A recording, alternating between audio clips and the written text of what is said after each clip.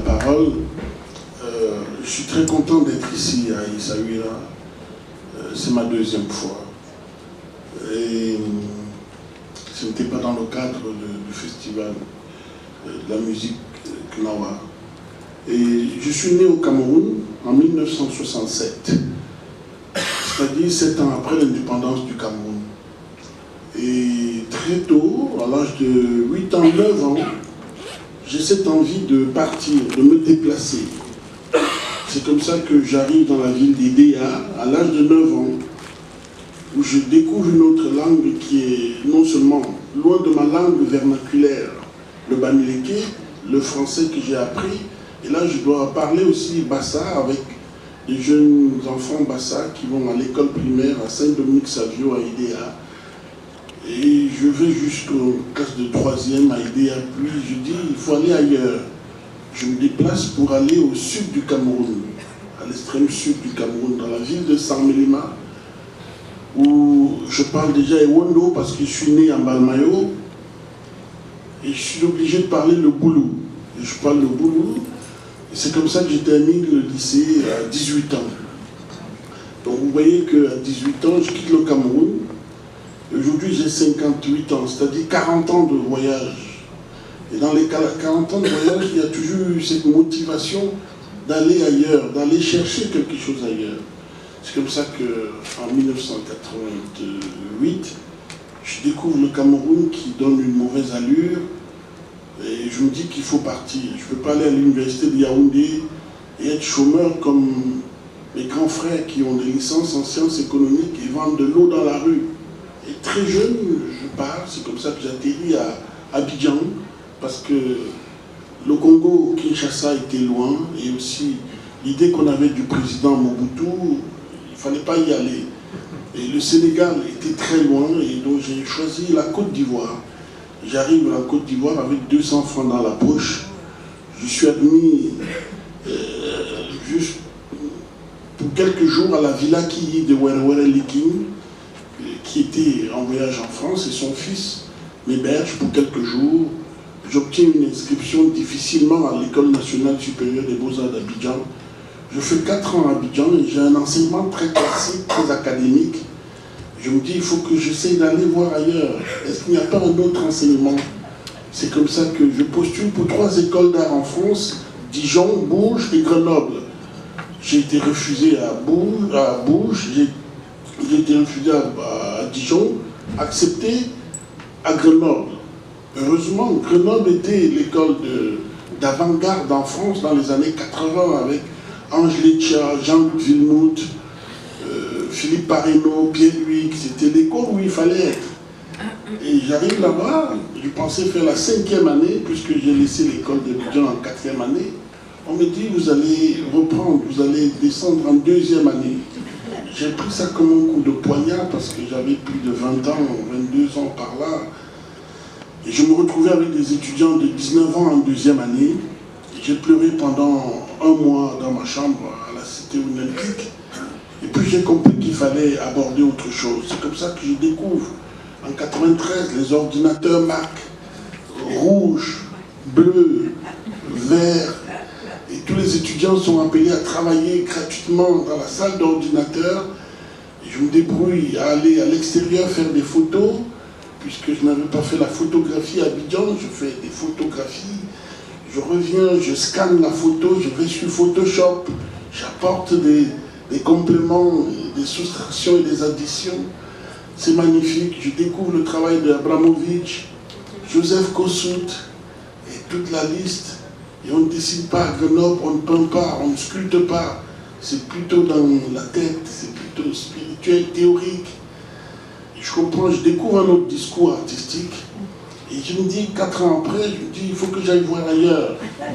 C'est comme ça que j'atterris à la Kunstacademie de Düsseldorf dans l'école de Joseph Beuys, qui est un symbole en France, en Allemagne, j'allais dire. Je suis dans l'Académie des Beaux-Arts de Düsseldorf, je découvre l'atelier de Richter qui n'est plus là, il a pris sa retraite, mais Tony Krak est là, Yanis Kounelis, Marina Abramovic aussi, Joseph Kossuth et autres, Dieter Roth, Je suis admis chez le professeur Klaus Rinke qui a travaillé sur l'eau. Je passe 2 années à la Kunstakademie de Düsseldorf où je découvre le travail professionnel de ces artistes internationaux qui exposent, Jeff Wall, qui expose à Montréal, à Boston, à Berlin, et ainsi de suite. J'apprends tout cela. Et ces voyages de 4 années à Abidjan, 4 années à Grenoble, 2 années à Düsseldorf me donnent 10 années aux Beaux-Arts. Je me dis, il faut que je puisse redonner ça à l'Afrique. C'est comme ça que je rentre m'installer à Paris en l'an 2000. Et sur mon lit, un jour, je prends mes bagages, je prends un vol Air France, je descends au Cameroun, un pays qui a une triste réputation, qui est mon pays. Et je décide de monter un projet culturel parce que ce que j'ai accumulé pendant 10 années est énorme. Il ne faut pas que je garde ça tout seul. Et c'est aussi un appel que je fais régulièrement aux jeunes Africains dans tous les domaines qu'il faut penser à la générosité et retourner en Afrique et redonner quelque chose à nos compatriotes. Même consulter les siens sous un baobab, c'est déjà énorme. Le tout n'est pas de bâtir un bâtiment comme Banjul Station à plus de 300 000 €, non, mais de penser à la générosité. J'ai piqué ça dans un discours de Joseph, de Gilbert and George, qui parle de giving person, savoir donner. Et quand un artiste n'a pas cette envie de savoir donner et partager, il est radin à mon avis. Donc je voyage tout seul au Cameroun. Et suivant la ville de Douala-Yaoundé, très difficile à s'installer et d'être propriétaire d'un lopin de terrain, même si vous l'avez acheté. Et je décide d'aller à l'ouest du Cameroun, qui est une région qui a beaucoup résisté aux Français et qui a eu sa dose de napalm. Vous tapez sur Google, vous voyez bien que l'armée française a jeté du napalm dans les villages, à Bamileke au Cameroun. Ça, c'est une tragédie, c'est un génocide. Et ces Bamileke ont gardé leur culture. Et je me suis dit que si je bâtis le projet que j'ai, résidence Banjul Station, à Banjul Station, avec les Bamileke qui ont gardé leur chefferie traditionnelle intacte, ce parcours de chefferie traditionnelle, il y aura un mariage sûrement entre l'art contemporain et l'art classique qui est dans cette région. C'est comme ça que je bâtis sur le terrain où mon père est enterré. La sépulture de mon terrain est là. Donc, et je suis le seul garçon, malheureusement, pour mon père et pour ma mère. Et donc, je ne vais pas discuter ce terrain avec quelqu'un puisque mon père est enterré là. Et donc, je bâtis, je construis cette résidence d'artistes parce que je pense que le problème en Afrique, c'est de manquer des résidences, des lieux de création où les artistes vont venir partager leurs échanges et travailler avec la communauté locale où ces lieux sont installés. C'est comme ça que j'ai de l'énergie à l'époque. Il y a l'an 2000, je bâtis Banjul Station au Cameroun. Et c'est comme ça que cette idée de voyage me donne cette envie de faire en sorte que les artistes d'autres pays puissent venir, rester chez moi et travailler avec les gens de Banjul et de sa région. Et je rentre à Paris, je me dis, il faut aller encore ailleurs. Je vais en Serbie et à Pristina pour donner la parole aux gens dans des enclaves. Parce qu'il y a des gens qui vivaient dans les enclaves après la guerre entre la Serbie et Kosovo. Et je leur donne la parole de décrire leur situation de vie. Et débute là la série Head.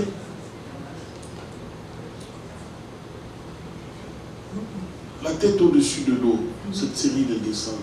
Head above water. Après Pristina, je dis non, il faut aller ailleurs. Je vais à Lagos, où les gens vivent dans la violence.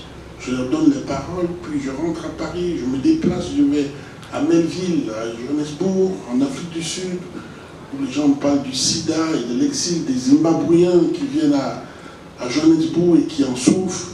Puis je rentre à Paris, je me dis il faut aller ailleurs. Et on a jeté la bombe atomique à Hiroshima, je vais à Hiroshima donner des cartes postales aux jeunes enfants qui viennent faire le pèlerinage où la bombe atomique est tombée et leur demander qu'est-ce qu'ils ont envie de dire au monde entier. Et à chaque fois, Head Above Water va dans les zones de tension comme à Kigali, rencontrer des jeunes filles dans un collège privé et leur donner la parole, d'écrire qu'est-ce qu'elles ressentent après cette tragédie au Rwanda, puis c'est à La Havane où on ne peut pas parler, et à Mexico. Et j'atterris à Auschwitz et Birkenau parce que j'ai appris cette histoire de Auschwitz, mais ceux à qui je devais donner les cartes postales ne sont pas là. Et je décide de faire un travail sur la mémoire, sur l'histoire, sur le parcours de ces gens dans cette zone de détention. Et donc je filme les parcours, les chambres à gaz. Et seules ces photos, c'est le seul Heidi Water qui n'a pas de texte, où la restitution se fait par des photos tirées en forme de sépia pour montrer le côté vieillot qui parle sans texte, des gens qui ont vécu cette souffrance à Auschwitz et Birkenau. Donc voilà un petit peu comment le voyage a nourri mon travail. Et voilà pourquoi aujourd'hui je voyage de partout et c'est plus important pour moi où je suis présent dans la collection du MoMA. J'ai une salle à la Tête Moderne à Londres, je sors de la pyramide du Louvre, ainsi de suite. Je me dis aujourd'hui, à 58 ans, le plus important pour moi, c'est de rentrer en Afrique et de participer dans les projets culturels qui se font sur ce continent et de donner mon expérience de voyage, de parcours aux jeunes. Je suis venu à Ifitri, qui est à 50 km d'Essaouira, en résidence au bord de la mer. Merci de me donner la parole. Je suis très content d'être ici à Essaouira. C'est ma deuxième fois. Et ce n'était pas dans le cadre du festival de la musique Knawa. Et je suis né au Cameroun en 1967, c'est-à-dire 7 ans après l'indépendance du Cameroun. Et très tôt, à l'âge de 8 ans, 9 ans, j'ai cette envie de partir, de me déplacer. C'est comme ça que j'arrive dans la ville d'Idéa, à l'âge de 9 ans, où je découvre une autre langue qui est non seulement loin de ma langue vernaculaire, le Bamileke, le français que j'ai appris, et là je dois parler aussi Bassa avec des jeunes enfants Bassa qui vont à l'école primaire à Saint-Dominique-Savio à Idéa. Et je vais jusqu'aux classes de 3e à Idéa, puis je dis il faut aller ailleurs. Je me déplace pour aller au sud du Cameroun, à l'extrême sud du Cameroun, dans la ville de Saint-Mélima, où je parle déjà Ewondo parce que je suis né en Balmayo, et je suis obligé de parler le Boulou. Et je parle le Boulou, et c'est comme ça que j'ai terminé le lycée à 18 ans.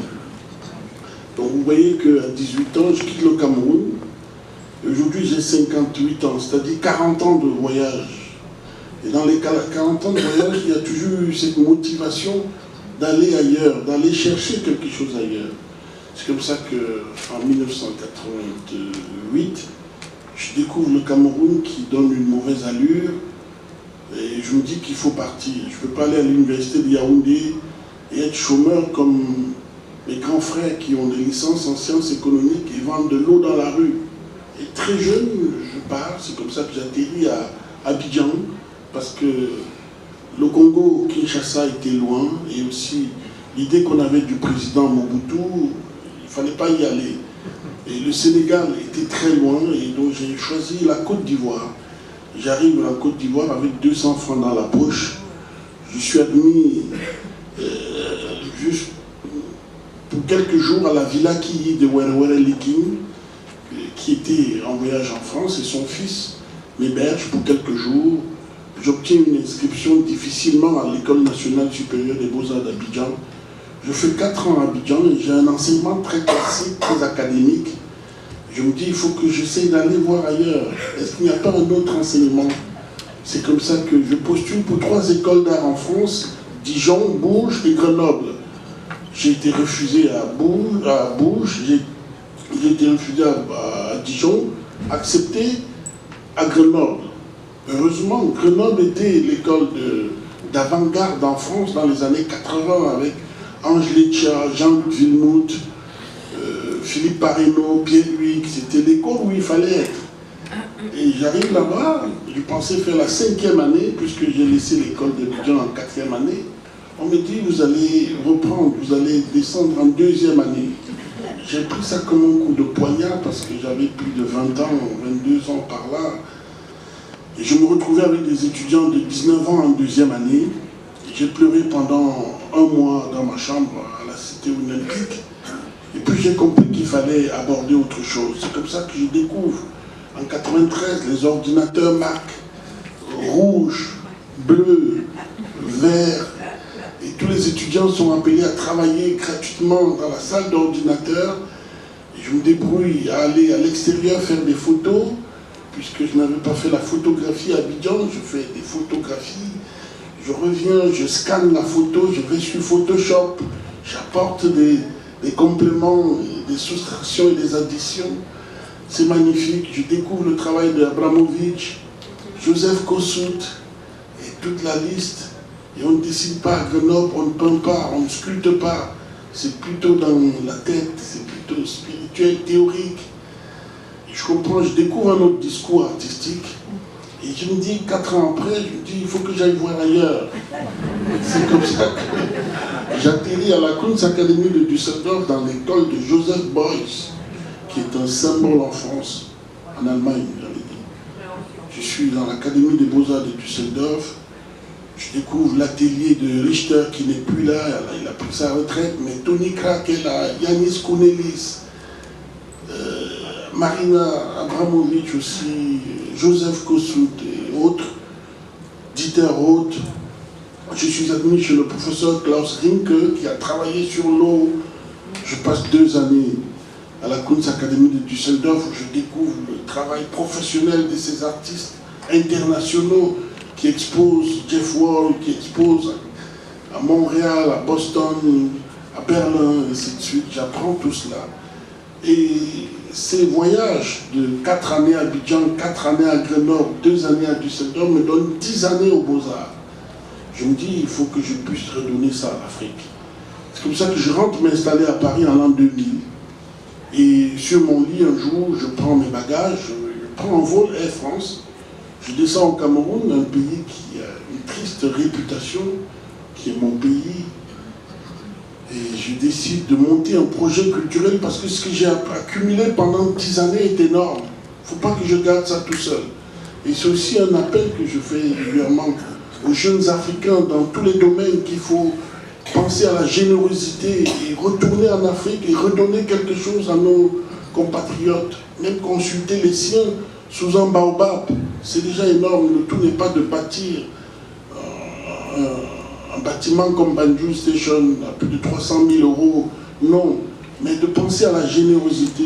J'ai piqué ça dans un discours de Joseph, de Gilbert and George, qui parle de giving person, savoir donner. Et quand un artiste n'a pas cette envie de savoir donner et partager, il est radin à mon avis. Donc je voyage tout seul au Cameroun. Et suivant la ville de Douala Yaoundé, très difficile à s'installer et d'être propriétaire d'un lopin de terrain, même si vous l'avez acheté. Et je décide d'aller à l'ouest du Cameroun, qui est une région qui a beaucoup résisté aux Français et qui a eu sa dose de napalm. Vous tapez sur Google, vous voyez bien que l'armée française a jeté du napalm dans les villages, à Bamileke au Cameroun. Ça, c'est une tragédie, c'est un génocide. Et ces Bamileke ont gardé leur culture. Et je me suis dit que si je bâtis le projet que j'ai, résidence Banjul Station, à Banjul Station, avec les Bamileke qui ont gardé leur chefferie traditionnelle intacte, ce parcours de chefferie traditionnelle, il y aura un mariage sûrement entre l'art contemporain et l'art classique qui est dans cette région. C'est comme ça que je bâtis sur le terrain où mon père est enterré. La sépulture de mon terrain est là. Donc, et je suis le seul garçon, malheureusement, pour mon père et pour ma mère.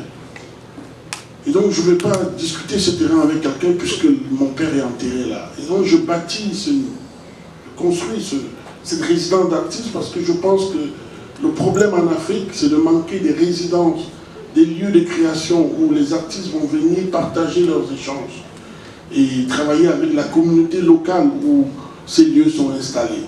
C'est comme ça que j'ai de l'énergie à l'époque. il y a l'an 2000, je bâtis Banjul Station au Cameroun. Et c'est comme ça que cette idée de voyage me donne cette envie de faire en sorte que les artistes d'autres pays puissent venir, rester chez moi et travailler avec les gens de Banjul et de sa région. Et je rentre à Paris, je me dis, il faut aller encore ailleurs. Je vais en Serbie et à Pristina pour donner la parole aux gens dans des enclaves. Parce qu'il y a des gens qui vivaient dans les enclaves après la guerre entre la Serbie et Kosovo. Et je leur donne la parole de décrire leur situation de vie. Et débute là la série Head.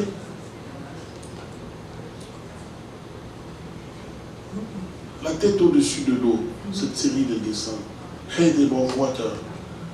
Après Pristina, je dis non, il faut aller ailleurs. Je vais à Lagos, où les gens vivent dans la violence. Je leur donne les paroles, puis je rentre à Paris, je me déplace, je vais à Melville, à Johannesburg, en Afrique du Sud, où les gens parlent du sida et de l'exil des Zimbabwéens qui viennent à Johannesburg et qui en souffrent. Puis je rentre à Paris, je me dis il faut aller ailleurs. Et on a jeté la bombe atomique à Hiroshima, je vais à Hiroshima donner des cartes postales aux jeunes enfants qui viennent faire le pèlerinage où la bombe atomique est tombée et leur demander qu'est-ce qu'ils ont envie de dire au monde entier. Et à chaque fois, Head Above Water va dans les zones de tension, comme à Kigali, rencontrer des jeunes filles dans un collège privé et leur donner la parole, décrire qu'est-ce qu'elles ressentent après cette tragédie au Rwanda. Puis c'est à La Havane où on ne peut pas parler, et à Mexico. Et j'atterris à Auschwitz et Birkenau parce que j'ai appris cette histoire de Auschwitz. Mais ceux à qui je devais donner les cartes postales ne sont pas là. Et je décide de faire un travail sur la mémoire, sur l'histoire, sur le parcours de ces gens dans cette zone de détention. Et donc je filme les parcours, les chambres à gaz.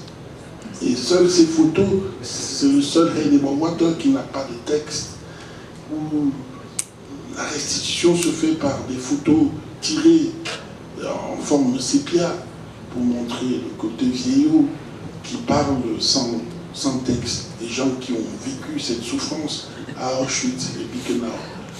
Donc voilà un petit peu comment le voyage a nourri mon travail. Et voilà pourquoi aujourd'hui je voyage de partout et c'est plus important pour moi où je suis présent dans la collection du MoMA. J'ai une salle à la Tête Moderne à Londres, je sors de la pyramide du Louvre, ainsi de suite.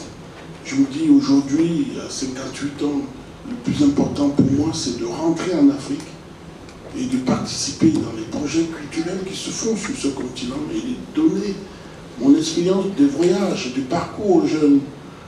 Je suis venu à Ifitri, qui est à 50 km d'Essaouira, en résidence au bord de la mer. قبل ما تخرجوا ما تنساوش تابوناو في 20 فبراير وتابعونا على المواقع التواصل الاجتماعي.